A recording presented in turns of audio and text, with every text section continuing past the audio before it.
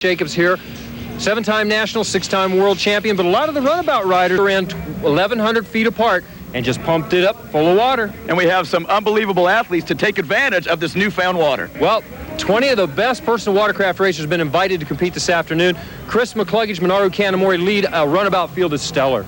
And wakeboarding, first time ever at Jet Jam. We have some of the best wakeboarders in the world, including Darren Shapiro, Pro Tour champion, and Sean Murray, Expression Session world champion. The grassroots of the sport is also here, the ski division. Ski division is where the whole sport got its start, and Jammin' Jeff Jacobs here, 7-time national, 6-time world champion, but a lot of the runabout riders have brought out skis also, so it's going to be real interesting. Minoru Kanamori, the Flying Fish, Chris Fischetti, they're all going to be competing.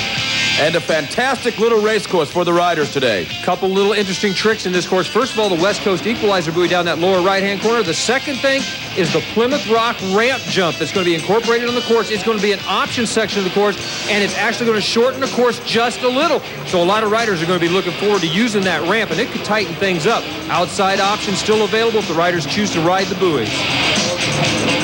In the stand-ups and in the sit-downs, riders have the option of going around all the buoys or going over the jump. Right now, let's get it going with the Pro Ski Shootout. And they're off. Jacobs gets a big hole shot. MacClugage and Flores rail going to the first turn, leaning hard on each other. And finally break it off and make that first turn. MacClugage with the advantage. And Victor Sheldon has a real hard time at the first turn. He goes down and he's back on his feet. And here's Jammin' Jeff Jacobs out of El Cajon, California on that Riva-prepped Yamaha Superjet. Jacobs working his way around the first turn, looking back second place. Minoru Kanamori, third place. The Flying Fish, Chris Fischetti.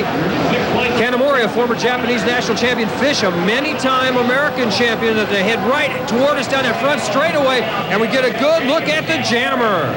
These racers are attaining speeds of up to 60 miles per hour in the straightaway. Jammer working his way around the course, heading down through the option section of the course. 2 weeks ago, Jeff Jacobs claimed his 7th national title. He's also the 6-time world champion. 26-year-old Jeff Jacobs has simply been dominating the sport. Jacobs, a master technician at working the buoys and the rough water as it churns up here on the Arrowhead Pond. Heads down that front straightaway. You know, some of these riders have a lot of experience with one of the most important parts of the course, the Plymouth Rock ramp jump. Right there is Minoru Kanamori on that number 20 Kawasaki jet ski in 1989. He won the ramp jump at the World Finals. Third place right behind him, the Flying Fish, Chris Fischetti. Fischetti, a many-time national champ and world champion, lines up for the ramp jump. Has Kanamori in his sights right now. He's trying to set him up for the pass. Kanamori took the outside line. Fischetti to the inside. Fischetti completes the pass as he drops in right in front of Minoru Kanamori, takes second place. Oh, I like the aggressive behavior of Fischetti going for the ramp jump and making it work for him. Chris Fischetti, a master of the ramp jump, has used it in the past to gain some valuable knowledge about it. And earlier, Chris Fischetti explained to me just what you have to do.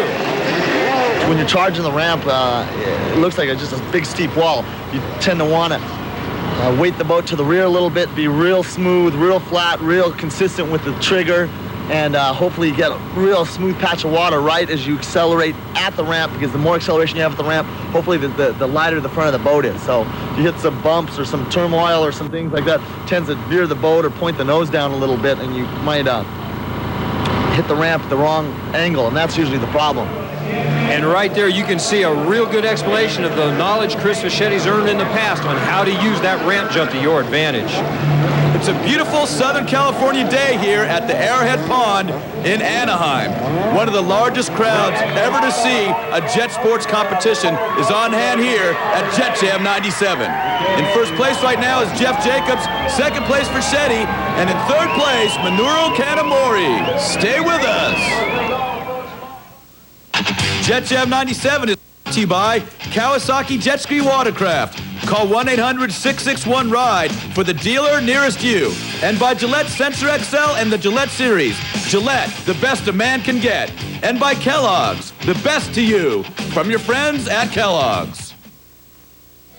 The new Kawasaki 1100 STX watercraft has more pulling power than any jet ski watercraft ever built. Good news for that big guy out there on the end of the rope. World-class performance doesn't come easy. That's why at Scat Track we take pride in manufacturing the world's finest impellers available for personal watercraft. Scat Track impellers and pumps are designed and manufactured in the USA, using state-of-the-art equipment and testing methods. The result? We've propelled more champions to the winner's circle than all other impeller manufacturers combined. To get the ultimate in performance for racing or recreation, get the winning edge. Scat Track. Call our toll-free number for a free product catalog and a dealer near you. The new Kawasaki 1100 STX watercraft has the biggest, easiest to read digital display on the water. So you can spend less time searching out numbers and more time sightseeing.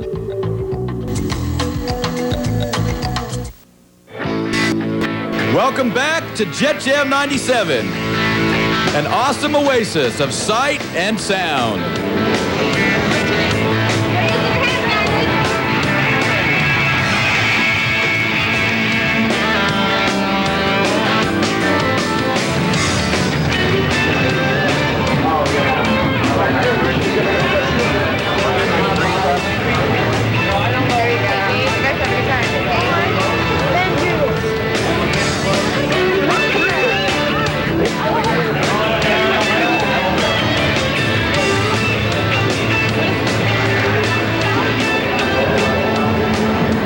Pro Ski Shootout is a little over halfway done. This is an interesting format here. It's 10 minutes of racing, and then after 10 minutes, the white flag goes up, and there's one more lap to go. Jacobs around the buoy and heads down the front straightaway.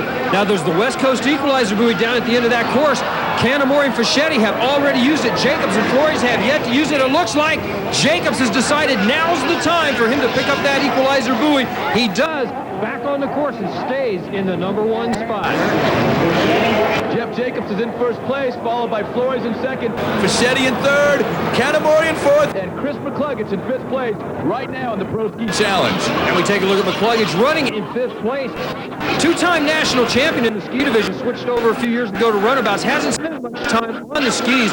This boat, they just took one of his runabout motors, dropped it in his hull, not really time to set up for it. Chris is just not on his game plan today, having a little bit of problem all over the race course, a little bit on this ski boat. The racers are having a great time here. A lot of them haven't had that much experience or haven't used their stand-ups that much, but they're really going for it here. Look at this, two riders, back-to-back, neck and neck. That's Bonacci and Wild Bill Pointer going over the ramp together. And Pointer picks up the position over the bomber, Tom Bonacci. The water's getting a little bit rough here from all the activity. The pond is only 5 feet deep. We take a look at second place, Rob Flores, about the Team Kawasaki, as he works his way up, and he's trying to challenge the jammer, Jeff Jacobs, for the number one spot. And down goes Flores! And has a big opportunity for Chris Fischetti to gain on Flores. Now remember, Flores has yet to go around the West Coast equalizer buoy. Fischetti comes off the ramp jump one more time, closing in. Flores on the outside loop, trying to hold on to his spot. Fischetti coming right in, side by side. Oh, rubbing rails, and Flores holds on to the second spot as Fish goes down. Oh, Flores had that inside spot, and Fish cannot get around him. Fish has got to be looking for that second place position right now. Fish all over Flores as they head down the front straightaway, running right in his back water. Now they get a lap rider in between them. But Flores working his way around and heading up for the split section of the course one more time. I'd like to see both these guys go over the ramp right now. They're really battling it out hard for that second place spot. This time, Rob Flores takes the inside track in the ramp jump. Fischetti goes to the outside. Fischetti looks like he's got a slight advantage as they head for the merge. Oh, they're coming in tight. Fischetti! Can he get him? Yeah, he pulls right around Flores, and the crowd is loving it. Flores bobbled slightly coming around that one yellow buoy, and Fischetti used it to perfection. Around him he goes. Chris Fischetti takes over second place. Right now, the white flag is up.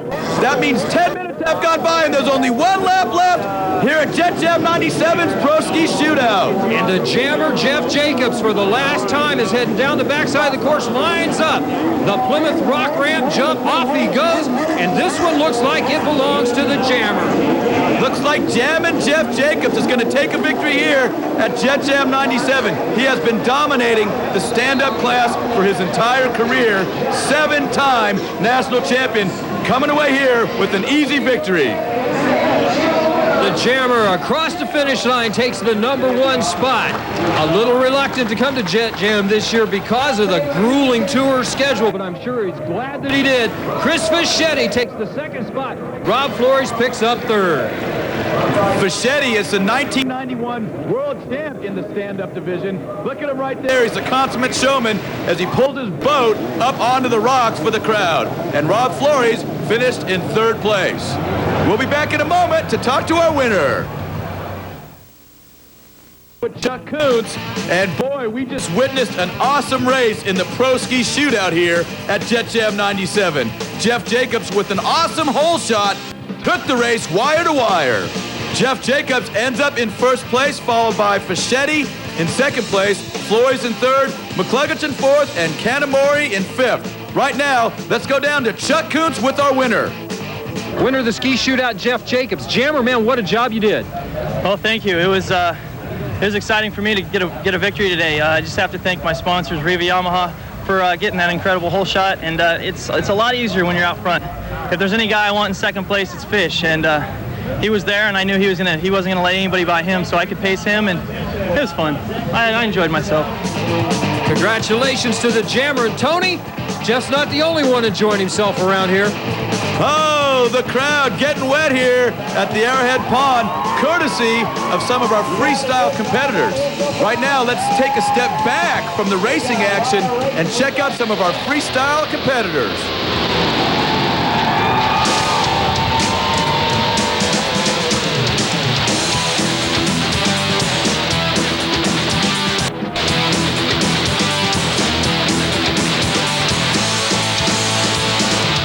The freestyle scoring is very simple. The scores are 1 to 10 on the Olympic scoring system. The judges are looking for difficulty, variety, and the execution of their tricks. World champion Rick Roy was the first to take to the water. Roy wasted no time throwing out his trademark barrel roll.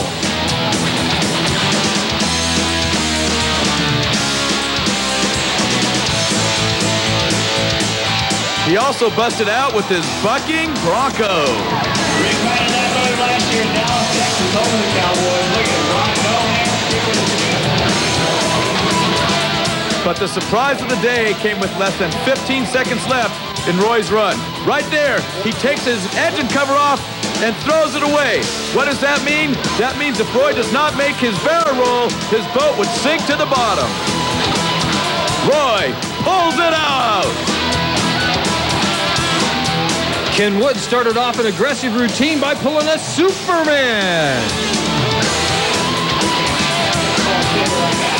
Unfortunately for Wood, his attempt at a super off the ramp jump didn't happen the way he would like. Hailing from Satellite Beach, Florida, Lloyd Berlew is known on tour as Showtime. He certainly gave the crowd something to cheer about. And Berlew would pass Ken Wood to take over 2nd place for the time being.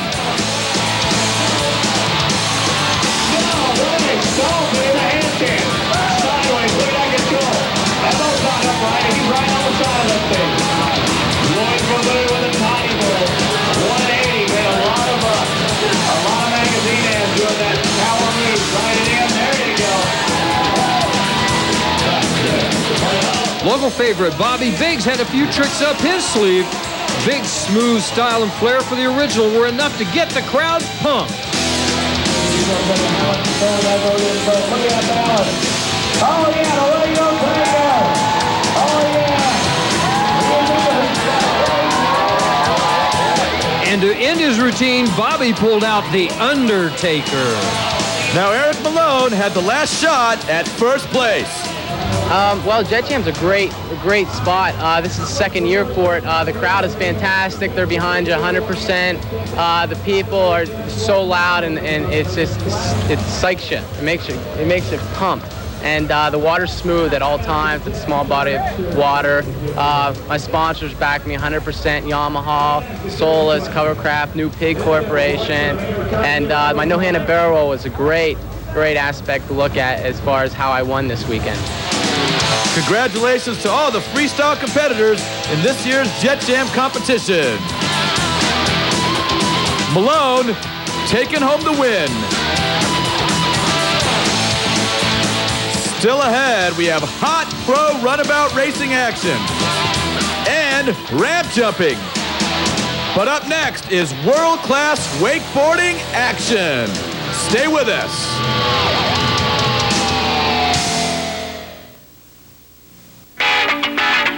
Welcome back, everybody, to the Arrowhead Pond and River Complex for Jet Jam 97, presented by Splash Magazine. Jet Jam is much more than a huge pool party with personal watercraft racing. The 42-acre site adjacent to the Arrowhead Pond Stadium was host to an expo for personal watercraft manufacturers and over 160 booths for general products and demonstration. Car enthusiasts from all over California were on hand to participate and enjoy in the hot car and truck show. And for those into top quality car sound systems, there was a car and audio sound-off competition. The fun zone included games and rides for the whole family to enjoy, and right next door was the Slam Jam Beach Volleyball competition. If that was not enough, there were water stunt shows held throughout the day. And on the main stage, there were over 10 concerts, including Willie Nelson, Safaris, Dogstar featuring Keanu Reeves, Mike Love and Bruce Johnston of the Beach Boys, and my favorite, the Reverend Horton Heat.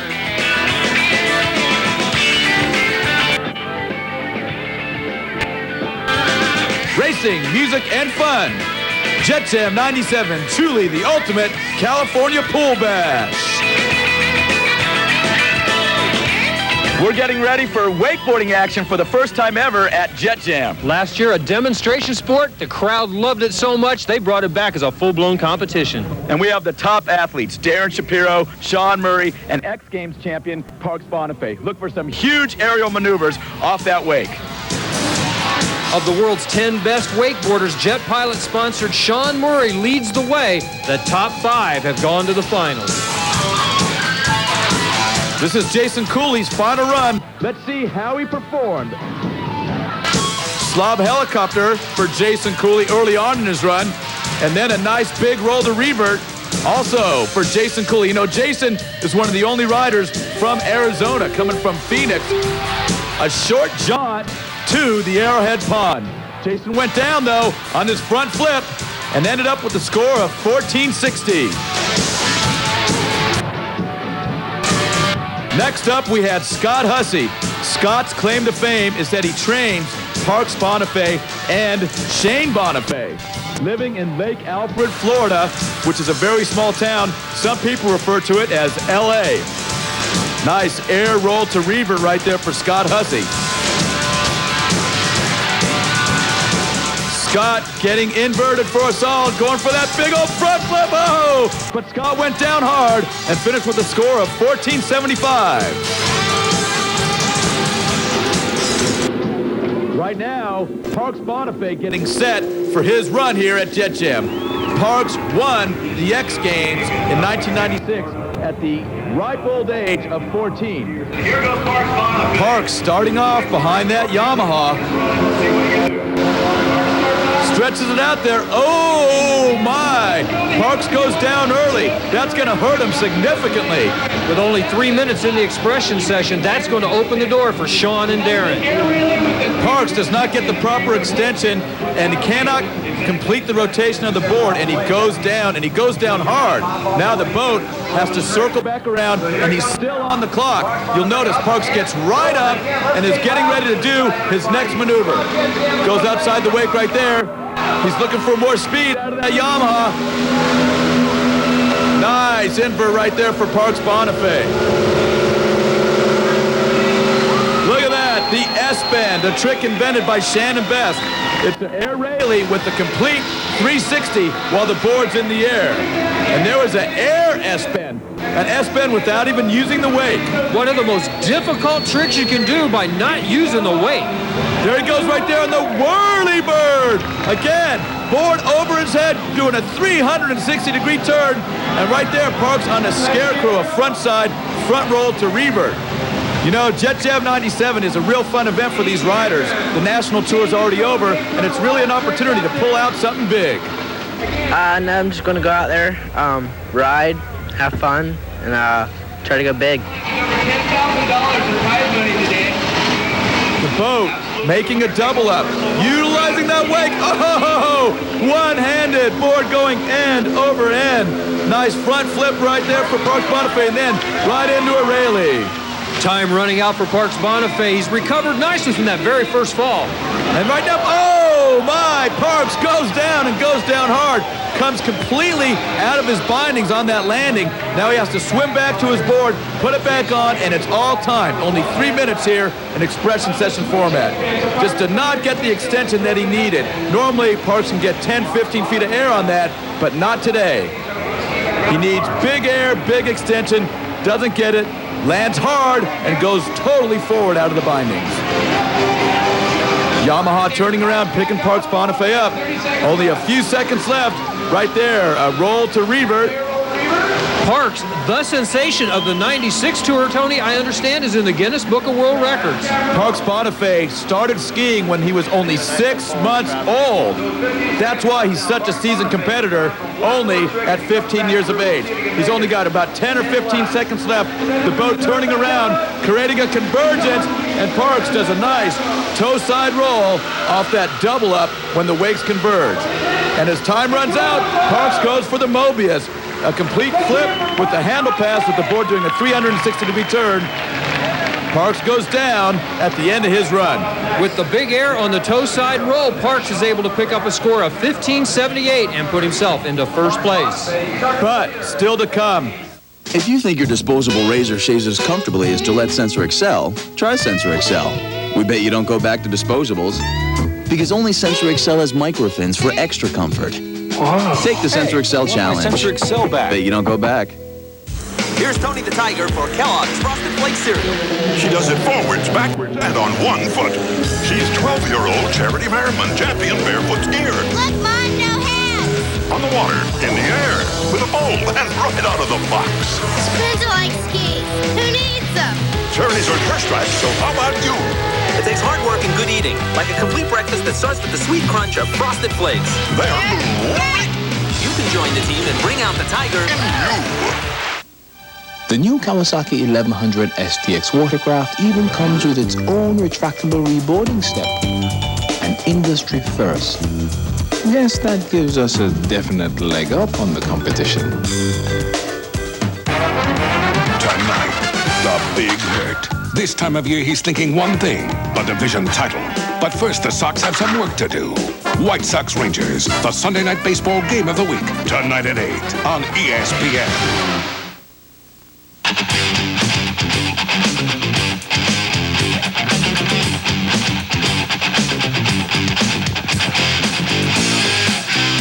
Welcome back, everybody, to Jet Jam 97, presented by Splash Magazine, here at the Arrowhead Pond in Anaheim, California. You know, Darren Shapiro went big in the preliminary rounds and seated himself second place going into the final. He's one of the top competitors from the tour. Darren is super, super consistent, and it showed in the preliminary round. He's always having a good time out there, and he can go behind any kind of boat. Right now, he's asking for a little bit more speed out of that Yamaha, and he's got it. More speed. Watch here for Darren's first trick. Huge carve into the wake. Giant extension, and Darren got huge air right there. Just landing way, way out in the flats. Darren, one of the strongest competitors going around that West Coast buoy. One of the largest crowds ever witnessed wakeboarding competition right here at Jet Jam 97, and these wakeboarders are loving it. One thing that's interesting, though, is the confines are kind of small. It's a small course. I mean, it's normally a riverbed, but the riders are adapting really, really well. Darren getting set right here to charge back into the wake, and he does. A huge S-bend for Darren, and then right into an air roll to revert. Now Darren Shapiro carving it off that wake, having fun out there. He does a Rayleigh, which now is called the air square. That's the trick that he invented. And then as the boat's turning around, he throws a Bel Air, a trick invented by his competitor, Sean Murray. And look at that grab. Darren going huge and grabbing the board in what's called the stale fish grab. The judges are gonna like that. He's getting a lot of style points here. Huge extension right there on that front side, front roll to revert, followed right by an air roll to revert. The important thing in this competition is putting a lot of tricks in succession, and Darren is certainly doing that here today. Every time he does a trick using the wake, he comes back with the air trick, which is a trick not using the wake. Just take a look at the nice body extension, keeps the rope nice and tight, and does a complete rotation around the rope. Darren Shapiro is a consummate competitor, and he uses a special technique behind this Yamaha because he wants to win and he knows how to do it. In a way, you just got to change the technique up a little bit. I'm going to try to do quite a few air tricks and other technical stuff. A few seconds left here in Darren's run. Nice 360 for Darren Shapiro using a reverse rotation. That's called blindside. And Darren Shapiro putting a lot of style into his run. Now the judges are looking for execution, intensity, and composition. So they want a variety of tricks.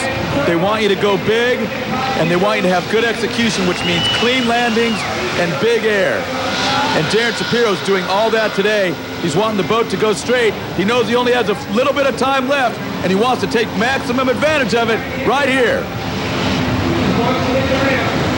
He wants the boat to go straight because he's setting up for a big trick. Oh, Darren can't quite hit it exactly how he wanted to, but still, overall, excellent, excellent pass.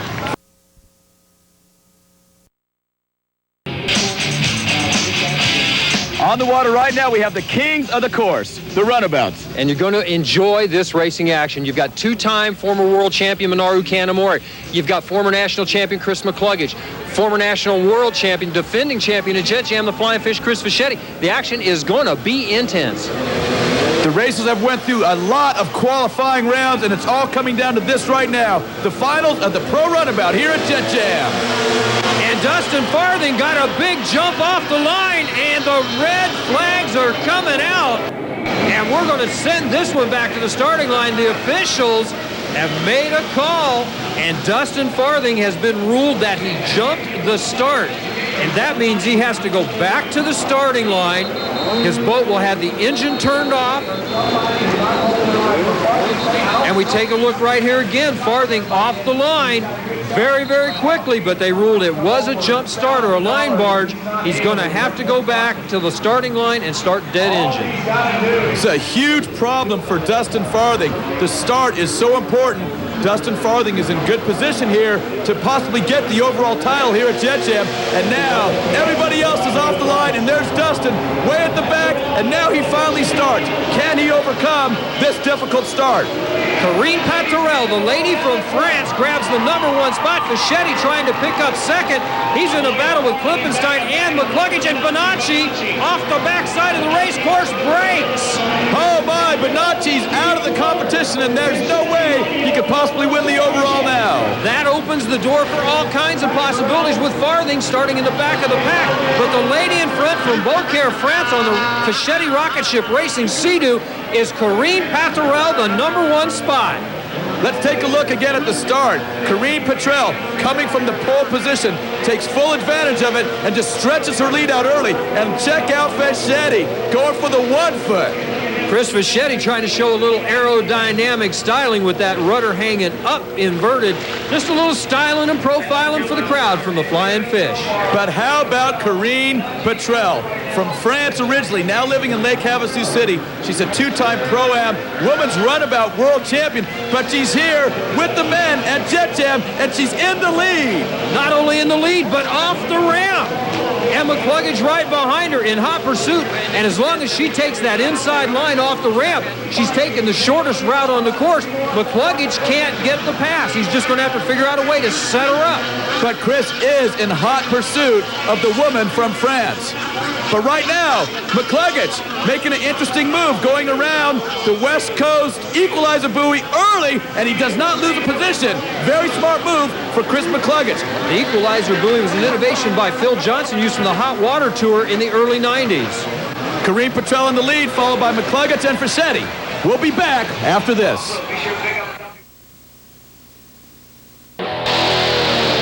Welcome back to Jet Jam 97, presented by Splash Magazine.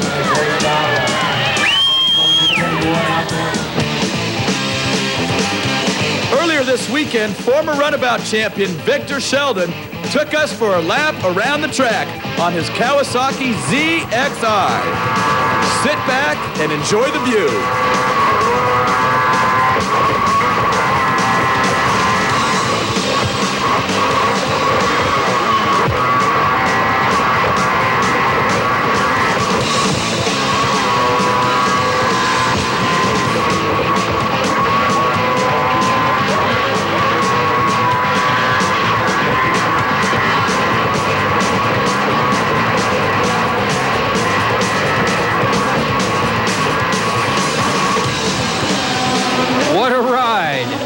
Kareem Paterell continuing to show the way on the race course on the boat number 300, the Rocket Ship Racing Sea-Doo.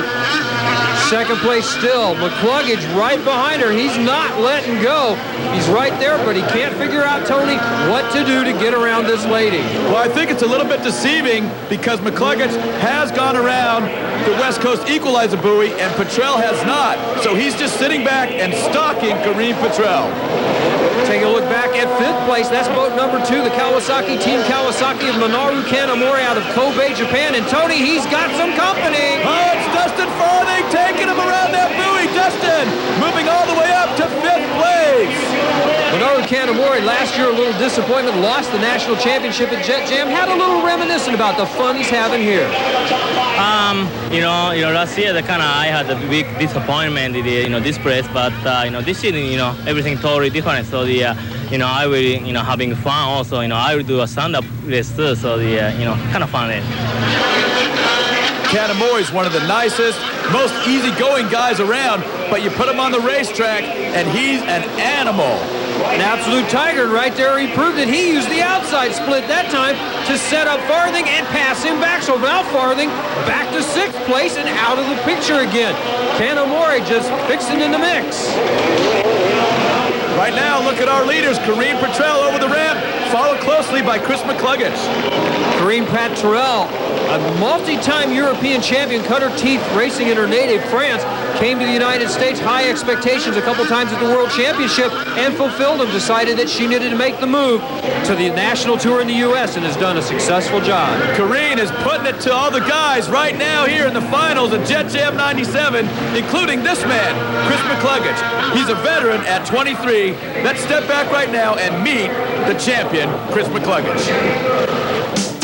You are looking at the man who is arguably the greatest racer ever to set foot on personal watercraft. That bold statement is based on the fact that no other racer has won as many national championships on all 3 styles of personal watercraft: stand-up, ski, sport, and runabout. Chris was destined for greatness from the beginning.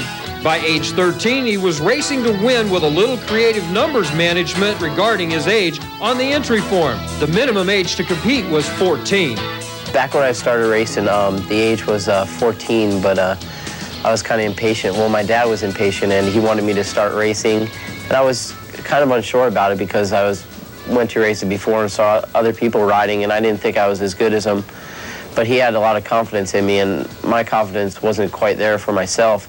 So he kind of forced me to, at the age of 13, and it came out good. I did really good. I got a 1st place there, and I was really happy. So he was happy.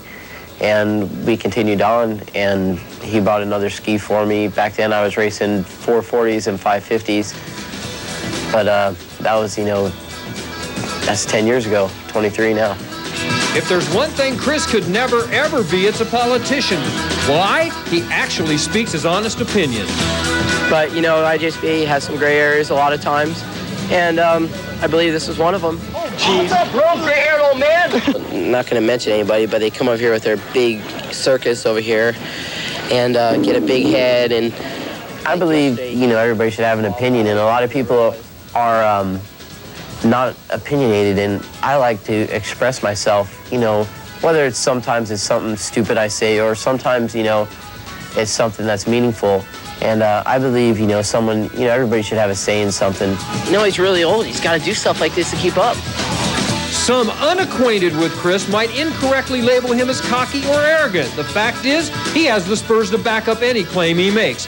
Starting racing at such a young age, it's only natural that his first nickname was the Kid.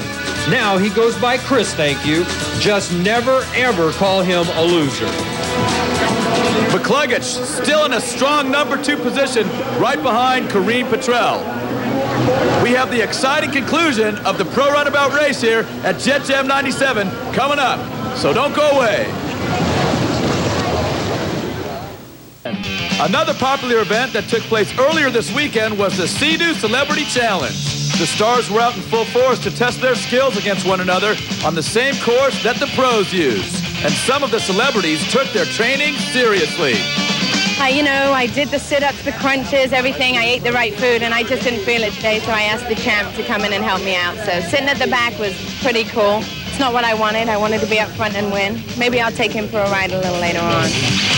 It did not take long after practice was over to find out who was filling up to the challenge and who was not. Almost 16, you can't have peace. It's going to be humiliated twice. I'm going home to play with my duck in the bathtub. Yeah. Once everyone had their fill of practice, the racing began. But when the water cleared, it was Kyle Karska of KCBS 2 News who took home the Sea-Doo watercraft, bragging rights, and a few stitches. Yeah, it's nice. This happened on Thursday when I was practicing and took a little spill, hit my face on the jet ski, had 30 stitches put in the face, and my doctor told me as she was stitching me up, said, "Too bad you're not going to be able to race and win this competition." I said, "What are you talking about?" She said, "You're not racing." I said, "Yes, I am, and I'm going to win the jet ski." And she said, "As your doctor, I'm advising you not to, but if you win, when you do win, I want to get a ride." Congratulations to all the celebrities in this year's Sea-Doo Celebrity Challenge.